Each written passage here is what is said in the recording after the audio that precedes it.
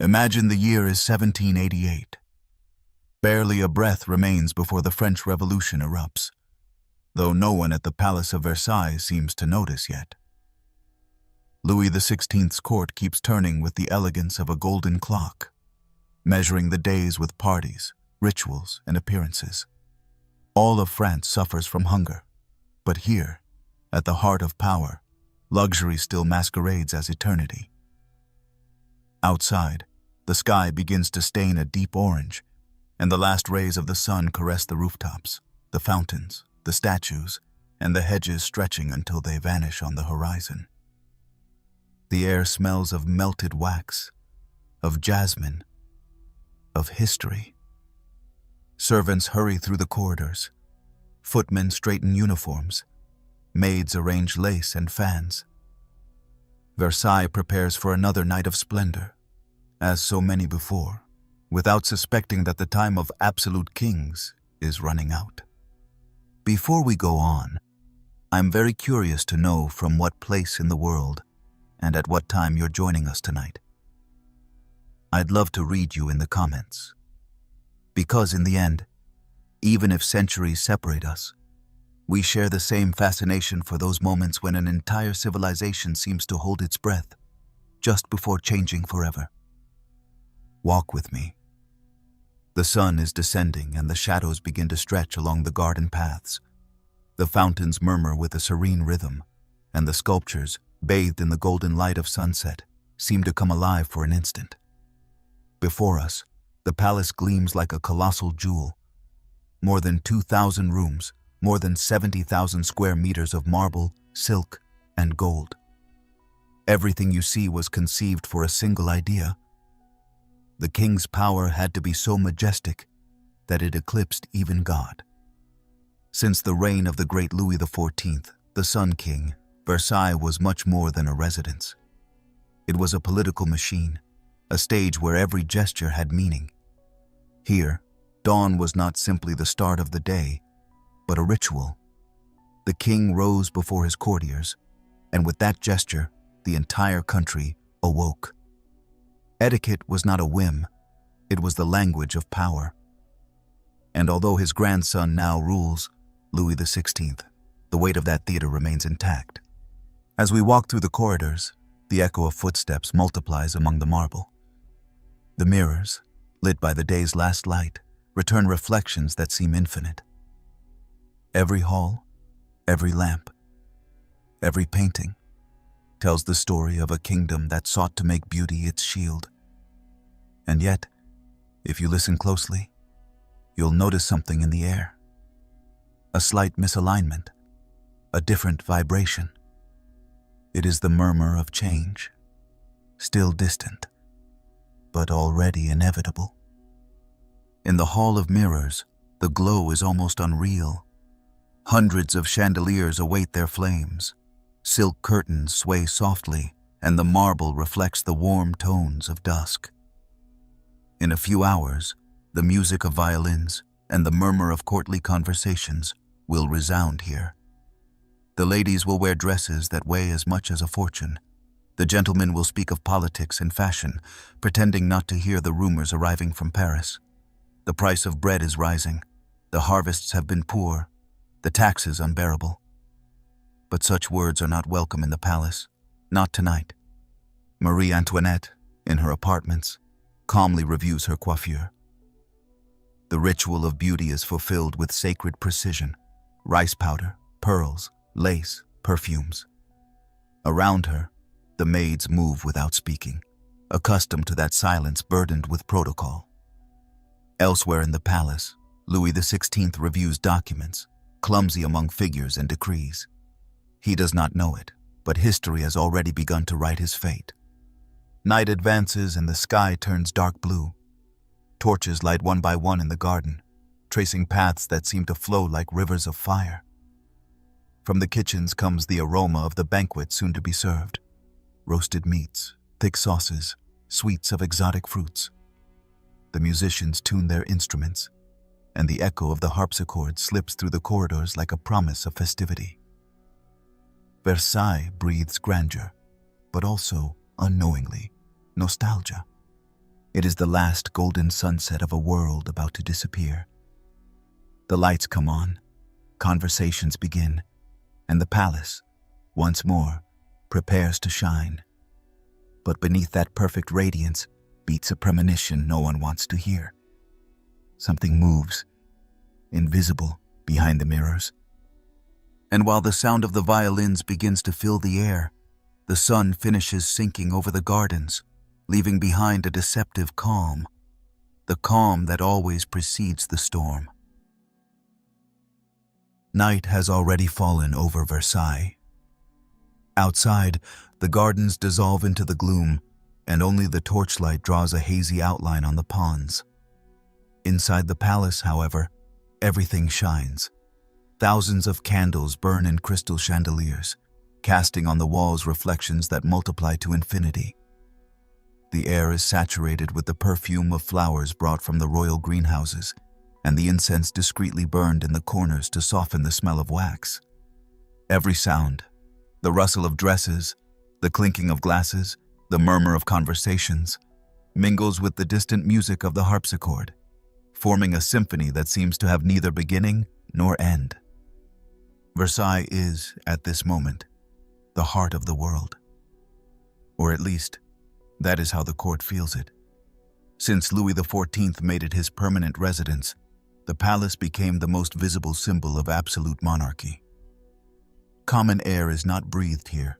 Politics turned into art is. Every column, every tapestry, every garden has been designed to remind everyone who rules, who illuminates, who decides. The Sun King did not merely build a palace, he built an idea. That power could materialize in stone, gold, and etiquette. To walk through the halls of Versailles in the 18th century is to enter a universe where appearance is everything. Power is not imposed by force, but by fascination. The court lives attentive to the monarch's gesture, to his gaze, to the position of his hands during daily rituals. If the king smiles, the court breathes. If the king falls silent, no one dares speak. At banquets, the moment the sovereign takes the first bite marks the start of the feast for all. Until then, the food remains untouched. That dependence, carried to the extreme, is the result of a meticulous strategy perfected by Louis XIV himself. Keep the nobility entertained, flattered, and docile, while royal power concentrates in his hands. The result was a perfect system, or so it seemed. Here in these corridors, alliances were woven, reputations destroyed, and the fate of an entire country decided between cups of champagne and string waltzes. But beneath the golden surface of the mirrors lies the tension of a world beginning to crack. Versailles is splendor and prison at once. The nobles who enjoy its festivities also know they cannot escape them. To preserve their privileges, they must live always under the king's gaze, obeying a protocol as rigid as the marble that surrounds them. Splendor, therefore, is not only beauty, it is a form of control. Everything is measured: the number of steps to the throne, the distance between one bow and another, the exact moment a servant should open a door. Even the most excessive luxury has a political function. Every banquet, every masquerade, every jewel displayed on a duchess's breast is a visual reminder of the established order. The message is clear. If the palace shines, it is because the king permits it. If the world is in balance, it is because he sustains it. But the night of 1788 has a different tone. Perhaps it is the rumor arriving from Paris. Perhaps the weariness of those who have lived too long inside a set. While the musicians play, some courtiers exchange nervous glances. In little circles, they whisper about the state's debts, about rising taxes, about the lack of bread. The conversation stops the instant the king enters the hall. His very presence erases any shadow of concern. Louis XVI is still the center of the universe, even if his throne trembles beneath the surface. The Hall of Mirrors shines with its usual splendor. There, reflections multiply until reality and illusion blur.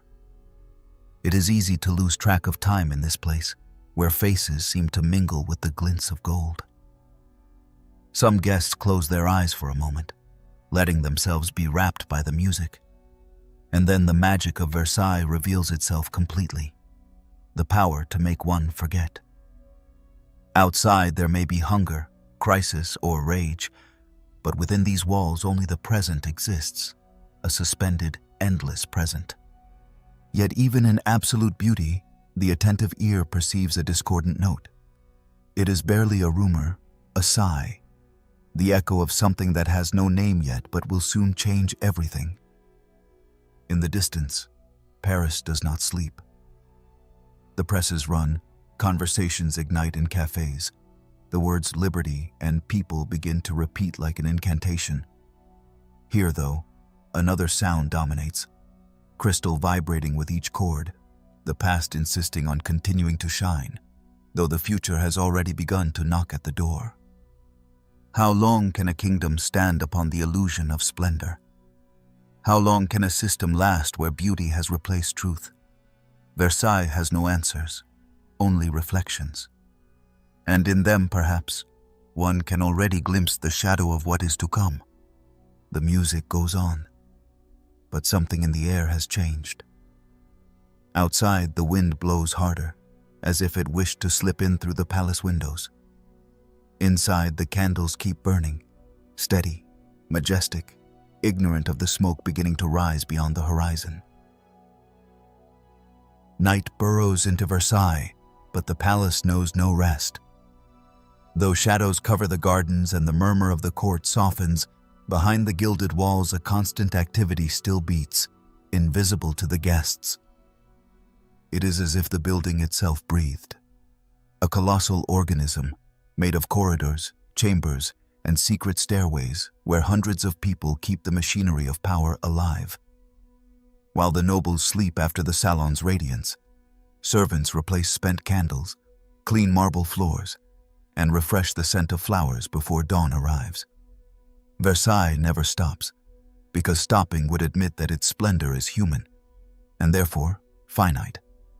At its height, more than 10,000 people inhabited the palace and its dependencies. Each had a precise role in the courtly mechanism.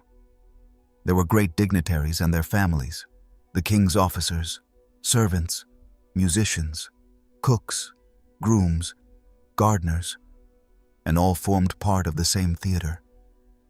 The king was the center, and each orbited around him, seeking a ray of his favor.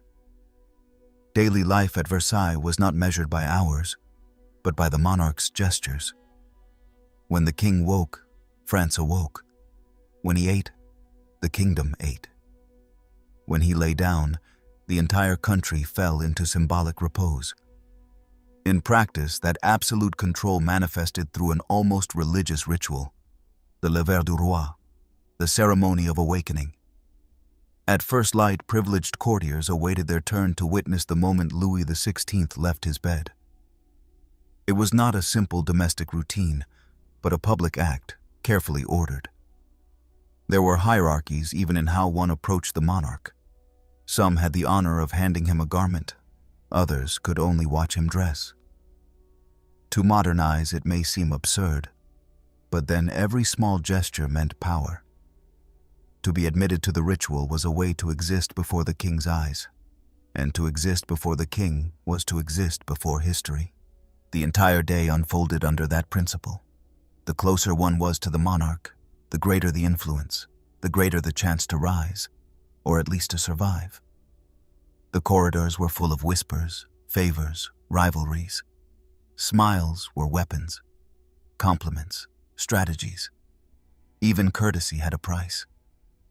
Every measured greeting, every exact inclination of the head was a coin that could be bought with obedience or lost with a reckless word. At banquets, in gaming rooms, or in the gardens, the true art was not leisure, but political survival. And while the nobility wove its web of alliances, the invisible people of servants ensured that everything kept functioning with mechanical precision. In the underground kitchens, hundreds of hands prepared the royal feasts, meats arriving still steaming, sweets of fruits brought from distant colonies, wines that had to be served at the exact temperature. In the laundries, other hands washed without rest the suits and lace of the courtiers. In the stables, the horses were cared for as if they were sacred creatures. Visible luxury depended on an army of shadows, people who would never be mentioned in the court diaries, but without whom the palace could not sustain its image of perfection.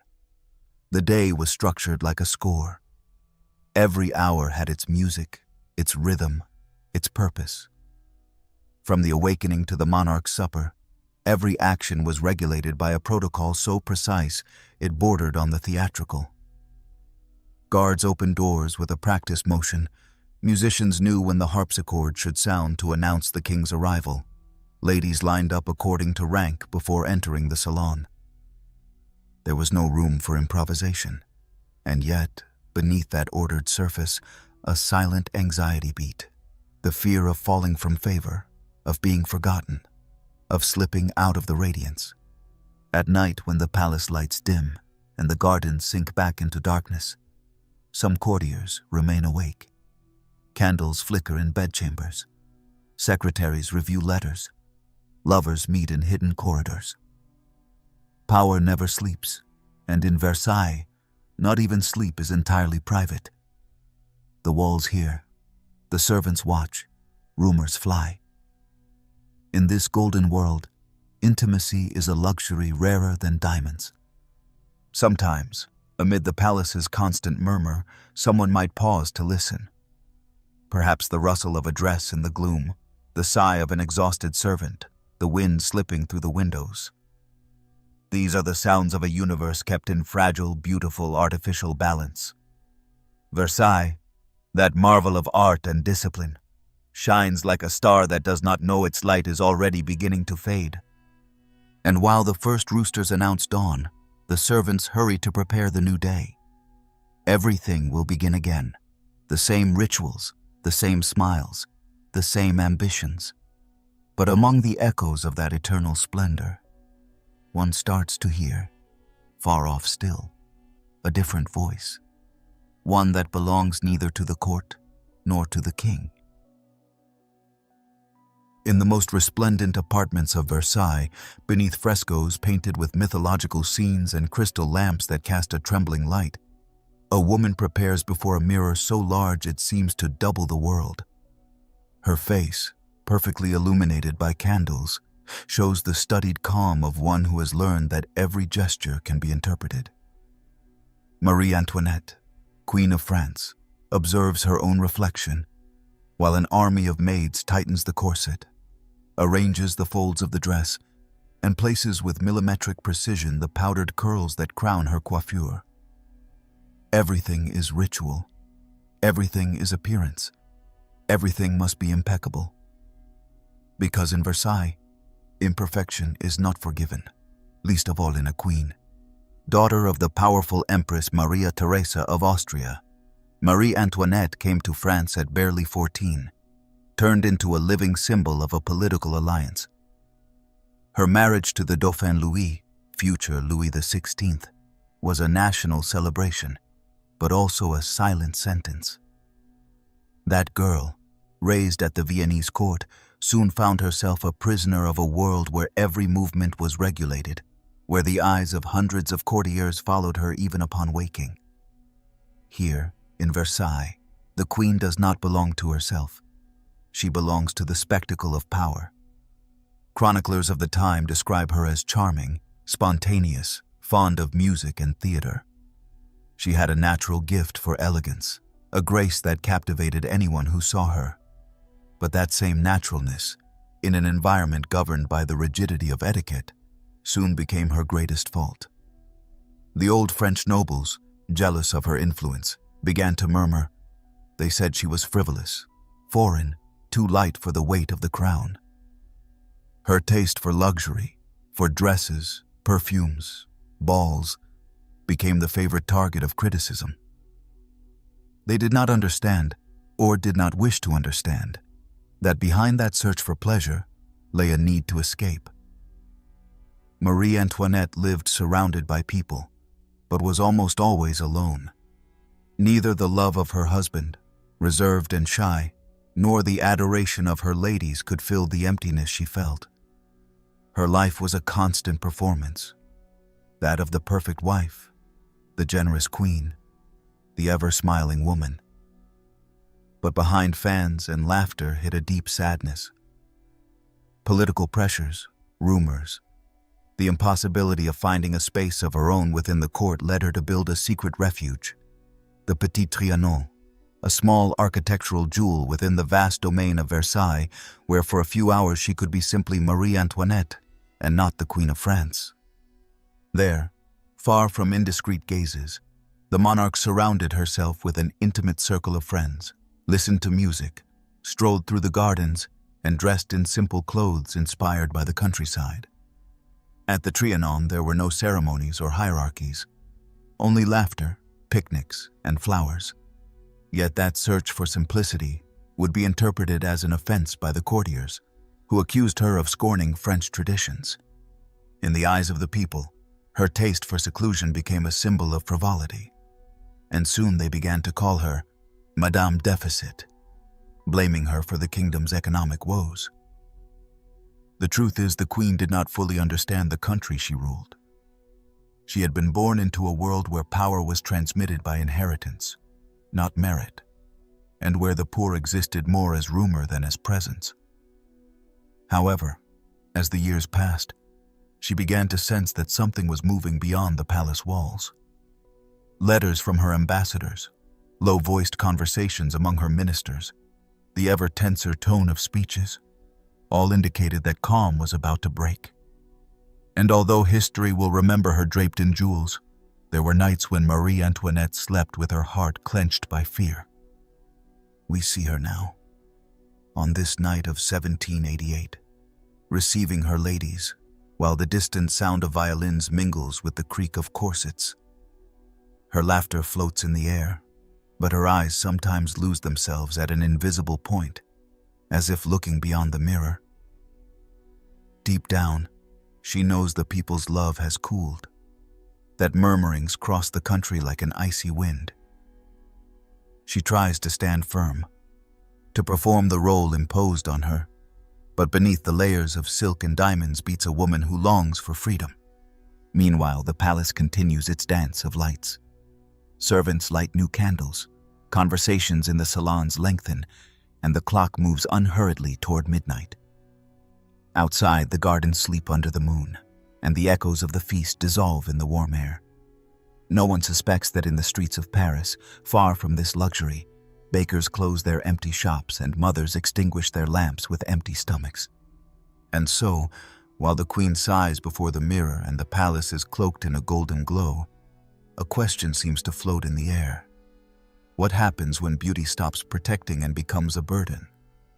The silence that shrouds Versailles has an answer, but no one is willing to hear it yet. The clock strikes 9 at night, and the heart of Versailles beats to the rhythm of the harpsichord. The great hall is lit by thousands of candles which, reflected in the mirrors, multiply the light until it becomes a domestic constellation. The air vibrates with the aroma of the finest perfumes, mingled with that of dishes arriving from the royal kitchens, roasted meats, truffles, aged wines, exotic fruits that have crossed the sea. Everything is set for the banquet, that ritual in which abundance becomes a form of power.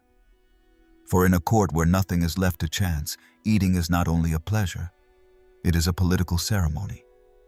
The doors of the hall open with solemnity, and the guests make their entrance as if stepping onto a stage. Dresses embroidered with gold thread rustle as they brush. Fans open and close like butterfly wings. Gentlemen bow their heads with studied courtesy.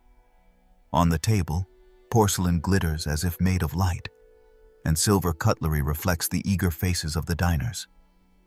At the head, King Louis XVI takes his place, surrounded by dignitaries, while the Queen smiles with an elegance that conceals the weariness of recent days. No one mentions it, but all know that outside the palace things are not going well. In here, however, misery does not exist, only the appearance of happiness. The first courses are served in an almost religious silence. Protocol dictates every move, when to take up the cutlery, when to speak, when to laugh. There is no room for improvisation. The Versailles banquet is not a meal. It is a representation of the order of the world. Servants move without a sound, like trained shadows, refilling glasses, brushing crumbs, observing without being seen. The musicians, from an upper gallery, play a measured minuet that blends with the murmur of conversations. Among the nobles, trivial phrases about fashion, art, or politics are exchanged, always amiable, always measured. No one dares to utter the word crisis, and yet, behind every polite smile hides a concern. The royal treasury is emptying. Loans do not suffice. Bankers begin to balk at financing new festivities. Some ministers murmur about the need for reforms, but in the palace any change seems sacrilege. What reigns here is not politics, but the illusion of stability. While the violins play, glasses are raised, and wine flows with the same ease with which the old order collapses. The banquet proceeds like a dream. Cakes crowned with fruit, sweet sauces, ice creams. Bordeaux wines are served.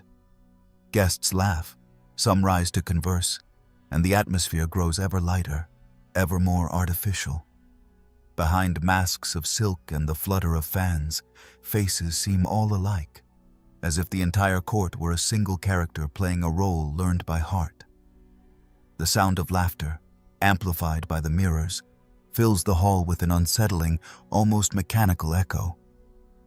No one speaks of the pamphlets circulating in Paris, nor of the disturbances in the markets, nor of the voices beginning to demand bread and justice. Tonight, the palace defends itself from the world with music and perfume. In one corner, a group of courtiers discusses the latest fashion from England. In another, a lady whispers a rumor about the Queen. A foreign diplomat watches, fascinated, that choreography of luxury. From his symbolic throne, the king nods, smiles, chews slowly, as if each movement of his carried weight in the kingdom's destiny. At his side, Marie Antoinette maintains the perfect expression of serenity. But her thoughts are far away, perhaps at her refuge of the Petit Trianon, perhaps with her children sleeping under the nurse's watch. She, too, knows the banquet lights cannot shine forever. As the orchestra changes tempo, some guests begin to dance. Dresses whirl, wigs quiver, fans create a murmur of soft wind. Gold, crystal, and music form a picture of beauty almost hypnotic, so intense it is easy to forget what exists beyond the hall's doors. The art of Versailles is precisely that, to make one believe time can stop, that the outside world has no power in here. But history, even when disguised as music, never stops advancing. Outside, the night air is cold. The palace lights are reflected in the ponds like fallen stars. Exhausted servants move through shadows to prepare what dawn will bring. Inside, glasses keep lifting, laughter lingers, and the echo of music blends with the hum of insects fluttering about the candles. The night seems endless, and yet something in its perfection begins to feel unsettling, as if all that beauty sensed its own end. When the banquet ends and the guests disperse through the corridors, the palace returns to its silence. The candles burn down slowly, leaving behind the sweet scent of wax. Footsteps fade, doors close, and in the distance, barely perceptible, a new wind begins to blow. No one notices yet, but that sound does not belong to the palace. It comes from beyond its walls, and it carries a rumor that will soon be impossible to ignore. The music has faded. The last chords of the harpsichord dissolve among the empty corridors, and in the distance only the echoes of laughter and the clinking of glasses remain. Inside the palace, the air still smells of wine and perfume. But outside, beyond the walls of marble and gold, the night is another. A few kilometers away, Paris sleeps uneasily, or perhaps no longer sleeps. Winter approaches, bread is scarce, and the streets resound with a murmur no banquet can silence. They are new voices, harsh, urgent, beginning to open cracks in the kingdom's silence. In the bakeries of the poor neighborhoods, lines form before dawn. Mothers bundle themselves in what little they have, waiting for hours to get a piece of bread that, many times, is no longer enough. Children cry, men mutter, and the words hunger and injustice are repeated each day with greater force. Taxes weigh like a slab on the people's shoulders, while the state's coffers are drained by distant wars and endless festivities. In cafes, intellectuals debate the new ideas coming from America and the philosophers of the Enlightenment. They speak of liberty, of equality, of rights. Words are small sparks, but the air is so dry that a single breath is enough to set the fire ablaze. France, at this end of the 18th century, is a country of extreme contrasts. In the countryside, peasants work from sunup to sundown on lands that do not belong to them. They pay tithes to the church, taxes to the state, and rents to the nobles, until the little left barely suffices to survive. In the cities, artisans struggle to maintain their trades while prices climb without control. Only a minority lives in abundance, and that minority, concentrated in places like Versailles, seems oblivious to all else. But the balance that sustained the kingdom for centuries begins to splinter. What was once accepted as a divine destiny now begins to be seen as an intolerable injustice. In clandestine newspapers and pamphlets circulating through Paris, criticism of the monarchy grows ever bolder. Writers, protected by anonymity, mock ministers, caricature the king, and accuse the queen of squandering the people's money. Marie Antoinette becomes the favorite target. She is blamed for everything, even what she ignores. On the walls, someone has written in charcoal a phrase that will be repeated across Europe. If they have no bread, let them eat cake.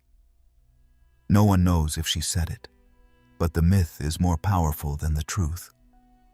The phrase, real or not, is enough to ignite resentment. Meanwhile, in Versailles, nights remain lit by thousands of candles. Carriages come and go. Musicians play. Ministers argue over numbers that no longer add up. The palace guards hear rumors, but do not dare repeat them. The king, honest yet indecisive, feels his authority weakening. He has tried to reform taxes, but the nobility resists. He has sought to convene the Estates General, and political factions begin to divide even before meeting. Deep down, Louis XVI suspects the old order can no longer be sustained, but he does not know how to change it without destroying it. In the streets of Paris, by contrast, the word change is pronounced with hope and anger.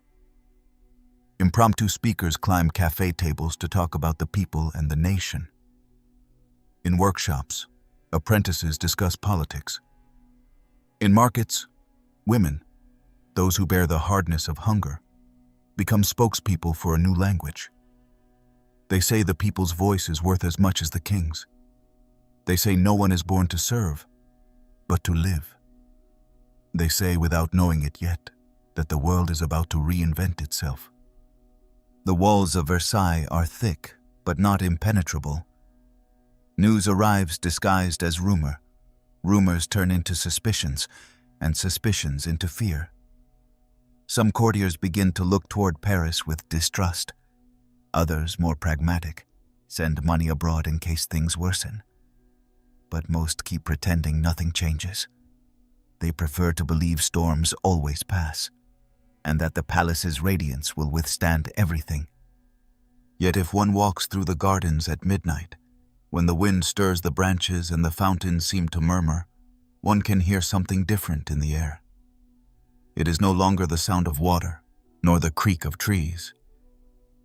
It is a human murmur, distant, persistent. It is the sound of a people awakening. And while the palace candles go out one by one, in Paris the bonfires begin to light. The distance between both worlds grows smaller with each passing night. Dawn comes to Versailles with a deceptive calm.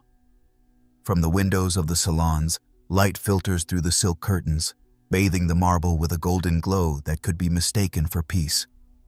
But beneath that appearance of serenity, the palace is uneasy. Ministers move briskly through the corridors, secretaries murmur in low voices, and messengers come and go with sealed documents. It is the language of power in its quietest form, the murmur of a system that feels the ground beginning to tremble under its foundations. In the king's office, papers pile up on the desk. Figures, reports, debts, intendants' memoranda. The numbers, cold and relentless, sketch the true scale of the disaster. France is on the brink of bankruptcy. The wars against England, aid to America's independence, and the court's insatiable luxury have emptied the state's coffers. Revenues no longer suffice. Loans are drying up, and taxes fall, once again, on those who have the least. Louis XVI, a man of amiable character and curious mind, but without a politician's steel, studies the documents with a furrowed brow. He wants to understand. He wants to act. But every decision turns into a maze of interests and betrayals. Around him, the royal council is a hotbed of contradictions. Reformist ministers, led by Necker, insist on the need to open the kingdom's books, to impose contributions on the nobility and the clergy as well. But the privileged, accustomed to living without burdens, reject any attempt at change. In the corridors, courtiers conspire, fearing the loss of their incomes and influence. Power at Versailles is not measured by work nor by reason, but by proximity to the throne. And every time the king hesitates, someone else steps forward to occupy his silence. Louis XVI listens, reflects, but in the end, retreats. His natural kindness, which in another context would be a virtue, here becomes a weakness. He is not a tyrant, but a man trapped in a system that refuses to die.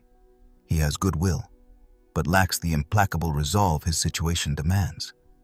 And while the ministers argue, the creditors wait, the people suffer, and history advances with the impatience of the inevitable. The king is aware of the discontent growing beyond the palace. He has heard it in the reports and in the guards' whispers. He knows the streets of Paris are seething, but he cannot imagine that this murmur might become a torrent capable of sweeping everything away. Absolute power, the kind that seemed eternal since the days of the Sun King, begins to show its cracks. The nobles, unable to agree, turn against each other. The clergy tries to maintain its moral authority while losing the people's respect. And amid this web of crossed interests, the king becomes a spectator. At the council table, voices, arguments, and pleas succeed one another, and every word seems to vanish in the thick air of indecision. Versailles, with its dazzling glow, has turned into a gilded cage where decisions are postponed until they cease to matter. Outside the royal office, the corridors murmur. Some courtiers speak of the future with fear, others with hope. The older ones recall the days of the Sun King's glory and repeat, like a spell, that the French monarchy has survived everything. But the younger listen closely to what comes from Paris, the debates, the pamphlets, the new ideas. There are those who feel something great is coming, something that will test the order of the world. And though they do not say it aloud, many secretly wonder whether change is not already inevitable. Meanwhile, the palace continues its routine. Candles are lit, meals are served, musicians tune their instruments. Everything seems the same, but it is not. In the night meetings, ministers speak of crisis with a seriousness they previously denied themselves. In diplomatic letters, the words instability and reform appear with growing frequency. The air smells of unease, of scorched paper, of history in motion. There is a moment, during that morning, when the king rises and walks to the window. From there he gazes upon the perfect gardens, the symmetrical avenues, the fountains springing with mathematical precision. For a moment everything seems under control. But beyond the walls, on the far side of the distance, something stirs. It is not the wind. It is the people's murmur, the sound of discontent advancing like an invisible tide. And when the king returns to his desk, the sun begins to hide among the trees. The documents are still there, the ministers still waiting, but history has already taken its own course. Power, that which once illuminated all Europe, begins to darken under the weight of its own splendor. That night, as the corridors empty and the day's echoes dissolve among the walls, the chandeliers flicker with an uncertain light, as if the palace itself sensed that the next dawn would bring something different. Paris wakes with a murmur that grows a little more each day. In cafes, workshops, and squares, conversation has become a political act. Pamphlets are handed out like prayers, and in clandestine print shops, the names of Voltaire, Rousseau, and Montesquieu are printed alongside phrases that speak of rights, reason, and freedom. Ideas travel faster than carriages, cross humble neighborhoods, and reach the people's ears with the force of a revelation. What was once the privilege of enlightened salons has become the language of the streets. France begins to look at itself with a new consciousness, and the reflection returned by the mirror is no longer splendor, but inequality. In the heart of the city, improvised assemblies draw crowds. Men and women who never had a voice gather to hear speeches, to debate taxes, bread, and justice. The words people and nation begin to be used with unprecedented fervor. They are no longer philosophical concepts. They are promises of dignity. Every conversation in a tavern, every sheet printed on cheap paper, is a spark that ignites the thought of an entire country. And though in Versailles the news arrives distorted, the echo of those voices resounds with a tone impossible to ignore. Meanwhile, at the palace, the routine continues. The gardens remain perfectly trimmed, the fountains spring with the same elegance, and the servants repeat the same gestures as always. But the mirror's reflections begin to change. Where once only greatness was seen, images now seep in of a people claiming its place in history. Courtiers try to keep their composure, but even they notice that something has changed. Banquets grow more sober, conversations more tense. Opulence, which for centuries was synonymous with power, starts to feel like a provocation. Rumors reach the palace like distant echoes. There is talk of disturbances in the streets, of bakeries looted, of guards refusing to intervene. The wisest ministers warn that the people hunger not only for bread, but for justice. Louis XVI listens, nods, promises measures. But the slowness of his government can no longer compete with the speed of events. In just a few months, the entire country seems to have stood up. Voices that once begged for charity now demand rights, and pleas have turned into slogans. At this point, France becomes a divided mirror. On one side, the shine of Versailles, luxury, etiquette, feigned calm. On the other, real France, muddy streets, shuttered workshops, barefoot children. Two worlds that gaze at each other without understanding, but that will soon collide with violence. The reflection is no longer perfect. It is full of cracks. And every crack is a truth breaking through. The monarchy no longer represents the people, but their distance. In enlightened salons, intellectuals debate with emotion about what is happening. Some see in it the dawn of a new era. Others fear ideas will turn to chaos. But in the streets, no one doubts. The people, they say, are the nation. That phrase, simple and powerful, forever changes the way power is conceived. For the first time in centuries, peasants, workers, and artisans begin to see themselves as part of something greater than their misery. A community united by injustice and by hope. In Versailles, however, the mirrors go on multiplying the chandelier's light. In them are reflected the courtiers' faces, their studied gestures, their nervous laughs. But also, if one looks closely, they seem to reflect something else. The invisible movement of an approaching multitude. Perhaps they are not there physically, but the rumor of their arrival floats in the air, imperceptible yet constant. History is drawing near. And the mirrors, silent witnesses to centuries of vanity, will soon become windows to a new reality. It is curious to think how the very beauty that was once a symbol of power now becomes evidence of imbalance. Every lamp, every tapestry, every jewel is a provocation against the hunger growing outside. The salons that once seemed temples of harmony are now reminders of excess. The entire palace seems to float on a bubble of gold, and all sense, though none say it, that this bubble is about to burst. That night, as the king retires to his apartments and silence once again covers the corridors, the wind blows with unusual force. Candles flicker, draperies stir, and for an instant it seems the entire palace breathes with unease. Outside, Paris does not sleep. In every corner, in every conversation, in every glance, the people are already preparing to write their own version of destiny. And when dawn peeks again over the gardens of Versailles, the mirror of power will reflect, for the first time, something that can no longer be ignored. The summer of 1789 nears its end, but the air in Versailles is thick, almost unbreathable.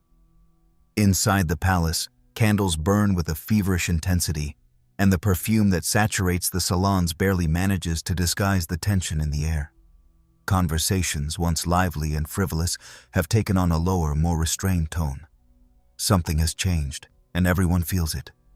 It is as if the palace's glow, that radiance that for centuries had dazzled Europe, were turning against itself. Rumors are no longer just rumors. In Paris, crowds have taken to the streets. The presses do not rest, and the sound of the Bastille's cannons still echoes in the collective memory. The fall of that fortress, just a few weeks ago, was more than a symbolic act. It was the toppling of fear. Since then, the entire country seems to have awakened. In the villages, peasants rise against feudal lords. In the cities, popular assemblies grow by the day. In the streets, the word revolution has ceased to be a whisper and become a shout. In the palace corridors, servants speak in low tones. Maids gaze from the windows with a mix of curiosity and fear. No one dares say it openly, but all fear that the people will march on Versailles. Guards are reinforced, doors barred tight, and ministers, pale, lock themselves for hours in endless discussions. The king tries to keep calm, but his face betrays him. He has lost control, and he knows it. His orders contradict one another. His decisions arrive late. At times he seems to await a miracle, as if the world's order could right itself on its own. Marie Antoinette, for her part, spends the nights awake. In her rooms, the air smells of incense and anxiety. Curtains are drawn, clocks beat with an unbearable rhythm, and the silence weighs as heavily as fear. Some blame her for everything. Others still defend her with devotion. She herself no longer knows what to believe. She feels the people hate her, that the country accuses her of luxuries that are not hers alone, and that history has made her the visible face of a system coming apart. Every letter she receives from Paris seems to bring a threat disguised as news. With each passing day, the queen feels more isolated, more a prisoner of her own throne. The entire palace seems transformed. Musicians play, yes, but their melodies sound muted, mechanical. Dinners continue, but the banquets shrink. The nobles try to preserve the appearance of former splendor, but their gestures are forced. In the corridors, the servants exchange glances that say everything. They know something is approaching, something that neither guards nor walls will be able to contain. Outside, night settles over the gardens with a strange stillness. There is no wind, no birdsong, only a dense, expectant silence, like the moment before a storm. Some courtiers begin to prepare their escape discreetly. Chests, documents, jewels are loaded into carriages. Conversations turn to refugees abroad, to possible alliances, to unanswered letters. But others, the most loyal, refuse to leave the palace. They believe, or want to believe, that the king's authority can still prevail, that the crowd will eventually calm, that France will reconsider. And so, between despair and denial, Versailles floats in a state of endless waiting. That night, the corridors are quieter than ever. Guards walk with slow steps, alert to the slightest sound. From time to time, the distant echo of thunder breaks the silence. Some take it for a storm, others for an omen. From the windows of the north wing, flashes can be seen on the horizon, lights flickering as if the sky itself were on fire. They are bonfires, perhaps, or torches. No one knows for sure. But at the palace's heart, that distant rumor feels like a threat approaching with sure steps. In his apartments, the king shuts himself away with his advisors. Voices rise, cross, and fade. There are arguments about sending troops, about negotiating, about fleeing. No option seems sufficient. Louis XVI, exhausted, looks around and understands at last the magnitude of the abyss. For centuries, royal power was deemed divine, unbreakable, eternal.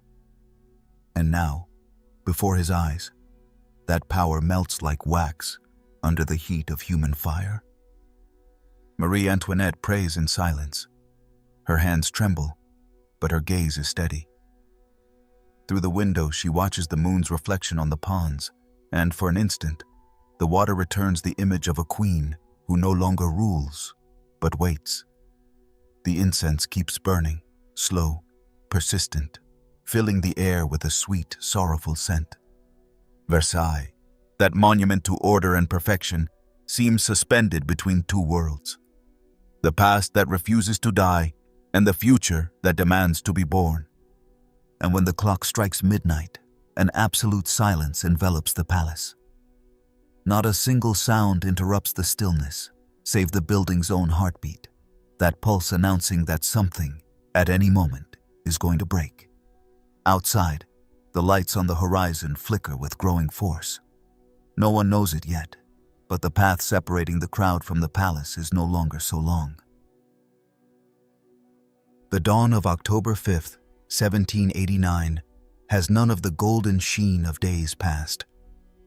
Paris's sky is gray and heavy, and a damp wind sweeps the streets, carrying the smell of mud and of bread that no longer suffices for all. In the markets, discontent has outgrown the murmur. Women, exhausted by hunger and despair, raise their voices. "Bread! We want bread!" they shout again and again, while their hands lift knives, sticks, and improvised tools.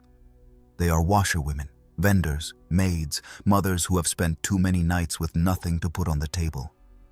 What begins as a clamor soon becomes a march. Without leaders, without banners, but with the resolve that only hunger can grant.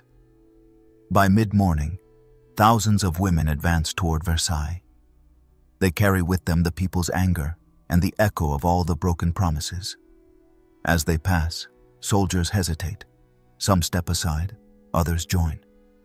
The crowd swells like a tide that can no longer be stopped. It rains, but no one halts. Among the shouts, voices repeat the king's name. Let him come to Paris. Let him see his people's hunger. The revolution, which until then had seemed an abstraction, has acquired a face, that of those determined women who march barefoot through the mud to demand justice. At the palace, the day begins with an apparent calm. Servants prepare the royal breakfast, ministers await new orders, and protocol is observed as if the world remained intact. But little by little, rumors arrive like gusts of icy wind. Messengers speak of a multitude advancing along the road from Sèvres, of cries heard for kilometers.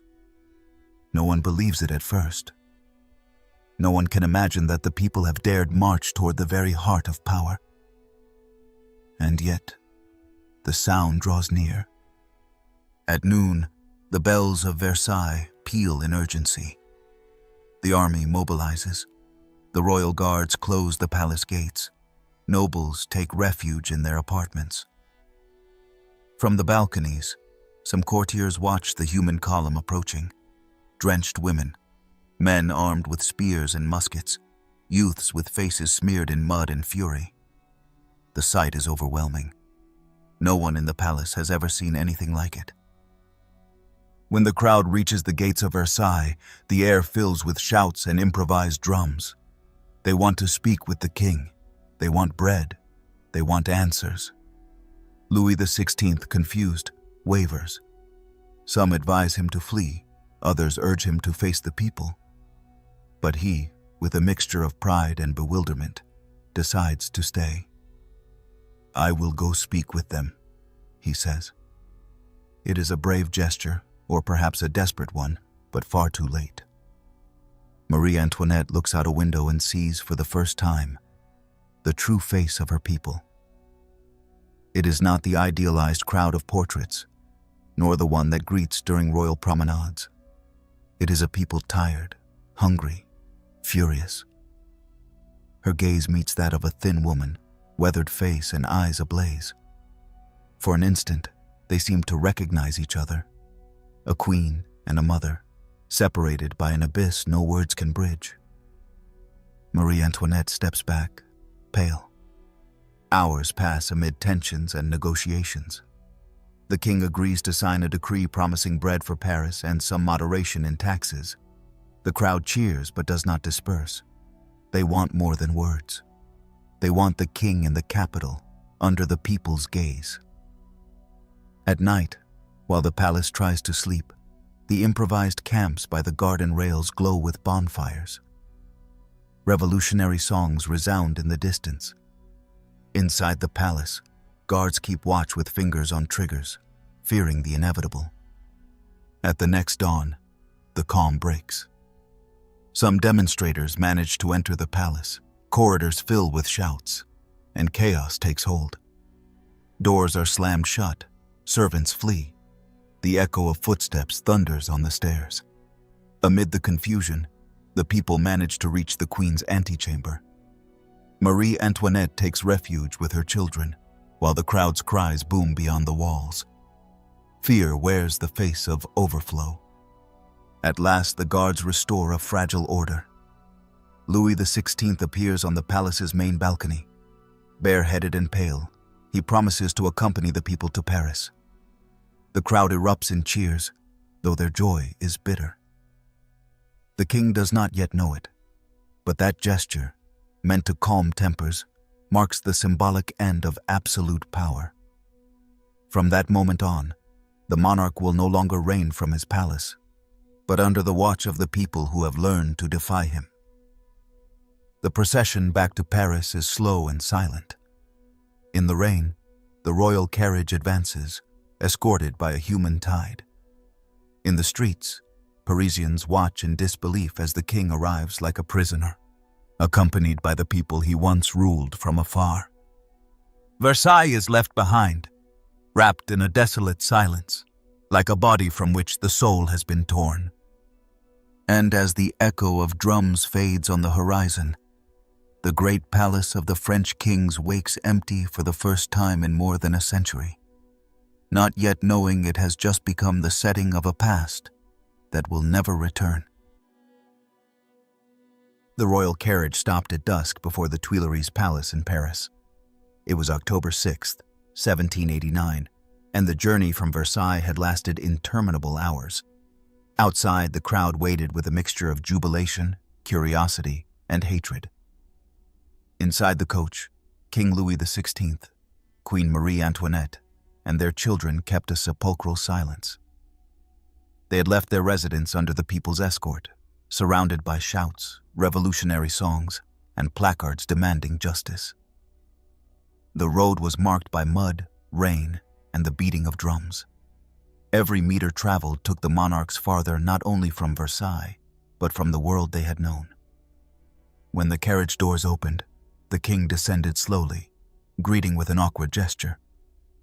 The people responded with cheers mixed with insults, a contradictory ovation that reflected the historical moment. They still respected him as a figure, but no longer as sovereign.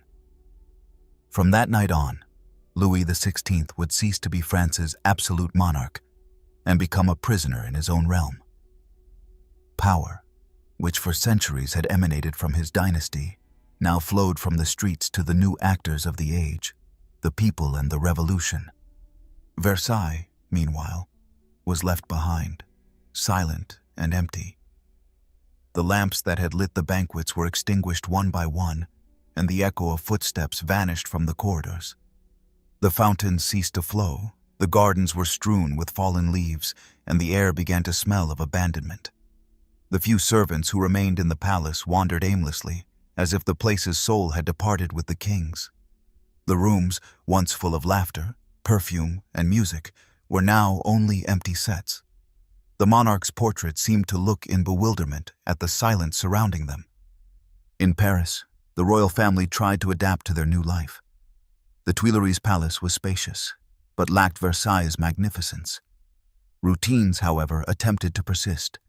The king still rose early, reviewed papers, hunted when he could. The queen tended to her children and kept her composure. But everything had changed. They were no longer the center of the universe, but pieces observed by a multitude that watched their every move. From the windows, one could hear the people's voices, the cries of vendors, the songs of revolutionary soldiers. All of France seemed to be on its feet, and the monarch, for the first time, seated. Marie Antoinette, accustomed to the luxury of the Petit Trianon, now moved through austere rooms, surrounded by a reduced and distrustful staff. Every letter she wrote had to pass through a censor's hands. Every visitor was a risk. The isolation that in Versailles had been gilded, in Paris became oppressive. The queen, once a symbol of elegance, began to be portrayed in pamphlets as a monster of frivolity and treachery. Her foreign accent, her dresses, even her maternal gestures turned into proof of her supposed guilt. She, who had dreamed of freedom, was now the emblem of imprisonment. Louis XVI, for his part, tried to understand what was happening. He read the newspapers, listened to his counselors, and wrote in his diary with the coolness of one who clings to routine to keep from losing his mind. In one entry, he noted simply, "Today, nothing important happened." That phrase, as simple as it was desperate, encapsulated the tragedy of a king who no longer knew how to read the signs of his time. The revolution did not need his permission to advance. Outside, Paris boiled. Streets filled with speeches, assemblies, marches. The Declaration of the Rights of Man and of the Citizen had been approved, and with it, the principle that would change the country's destiny. All men are born free and equal. The words that were once philosophers' whispers now became laws. In cafes, people discussed republic, sovereignty, justice. Ideas had escaped the books to inhabit daily life. And while the people dreamed of a new future, the monarchy sank into its own past. Versailles, turned into a distant echo, began to awaken as a symbol. It was no longer the center of power, but the memory of what France had decided to leave behind. The empty halls, the mirrors without reflections, the unoccupied beds, all seemed part of a scenery, frozen in time. Those who visited it spoke of a palpable sadness, as if the walls, stripped of purpose, had learned to keep quiet. At the Tuileries, the queen looks out at Paris's gray sky. The people's noise reaches her ears, a constant murmur, like the sea. She closes her eyes and imagines the gardens of Versailles, evening strolls, her children's laughter running among the rose bushes. But when she opens them, reality is different. Guards at the doors, distrustful faces, a people demanding answers. And though she does not know it yet, the days of confinement will be only the prelude to a greater tragedy. When night falls, the king and queen try to sleep. Outside, torches light the square. Revolutionaries watch the palace with the same attention courtiers once paid to every royal gesture. The order of the world has inverted. The people now observe, and the kings are the ones who feel observed.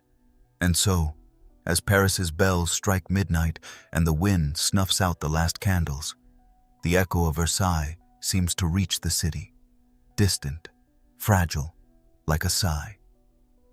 For even in defeat, the walls of the old palace still keep some of its voice, a voice that in time will speak again, not of power, but of memory. Today, when one steps into the silent corridors of Versailles, the first thing that surprises is not the gold nor the marble, but the silence. A dense, almost physical silence that seems to hold the century's breath. The lamps still shine, but they no longer light crowns or corteges, rather groups of visitors walking slowly, admiring what remains of an age that burned out between whispers and shouts. Each step resounds like a distant echo, a reminder that here, where the monarchy's splendor was woven, its end also began. The walls preserve the colors of time, and in the Hall of Mirrors, reflections keep multiplying as if they refuse to forget. But they no longer show the faces of kings, rather those of the curious who look on with wonder and melancholy. Some tourists speak softly, others lift their gaze to imagine what this place must have been in its heyday, when perfumes floated in the air and the sound of violins set the rhythm of courtly life. Yet amid beauty and grandeur, something deeper persists, the sensation of walking upon the traces of a dream once believed eternal. Versailles did not die with the revolution. It changed souls, as if the palace had chosen to adapt to history instead of disappearing with it. In the years following the end of the monarchy, its salons served as barracks, political seat, improvised museum. There was a time when its gardens filled with soldiers instead of nobles, with orders instead of dances. Thrones were removed, royal insignia stored away, but the structure endured. Perhaps because Versailles was not only a symbol of one man's power, but a material embodiment of the human desire to endure. Throughout the 19th century, the palace was rediscovered with a different gaze. Napoleon walked it with respect and ambition. Restorers slowly returned it to splendor, and finally museums opened it to the people, the very people who once marched against it. Since then, Versailles belongs to everyone, though it still bears the imprint of those who dreamed it and inhabited it. On its walls, grandeur and ruin, pride and warning coexist. To walk its corridors is to hear the past's murmur, a past that does not vanish, but transforms into lesson. Today, the light entering through the Hall of Mirrors windows is no longer a reflection of glory, but of memory. Each dawn that touches its columns repeats time's cycle: splendor, fall, reconstruction. Where one day courtiers vied for a glance from the king, now one hears the footsteps of travelers from around the world. And it is curious. Though the faces change, the wonder is the same. For Versailles, even stripped of political power, keeps something no revolution can destroy: its capacity to fascinate. In its gardens, geometric order remains a language. Every path, every fountain, every statue seems to recall that perfection can also be a form of faith. But when the sun sets and visitors depart, the palace is alone again, just as on that night in 1789. Then sounds dissolve and the air recovers the stillness of centuries. In that instant, Versailles returns to what it has always been: a witness. It watches without judging, listens without speaking. It keeps in memory both the music of dances and the people's cries, the perfume of feasts and the smoke of history. There are those who say that at night footsteps are still heard in the corridors, muffled laughter, the clink of a glass on silver. Perhaps they are the echoes of those who never left, or perhaps the building itself repeating its story. And if one stops before the mirrors, when all is silent, one may have the impression that among the reflections, a figure appears: a distracted king, a melancholy queen, a servant, hurrying to light a candle. It is not fantasy. It is memory, refusing to fade. Versailles is not only a monument to power, but a metaphor for the human being, for our capacity to build beauty and also to destroy it, for our obsession with leaving a mark, for our longing for eternity. In every stone there is a story of glory and loss. In every reflection a reminder that nothing is absolute, not even greatness. And yet, despite everything, we keep returning to it, fascinated by the mix of splendor and fragility that defines its spirit. When evening falls and the sun reflects one last time upon the mirrors, the entire palace seems to sigh. Shadows lengthen over the gardens, the air cools, and the day withdraws in silence, as if time itself bowed its head in respect. The world has changed. The kings are gone. But Versailles remains, immutable and alive, reminding us that history, like light, never ceases to return. As the last ray dissolves into the marble, one understands that this place does not belong only to the past, but to that part of us that keeps seeking beauty even in the ruins of power. We have walked together through Versailles' gilded corridors, heard its echoes, and felt time pause within its walls. Now the palace rests, as do we, wrapped in the calm of history that whispers into the present's ear. Perhaps you will keep thinking about what endures and what fades with the centuries. Good night.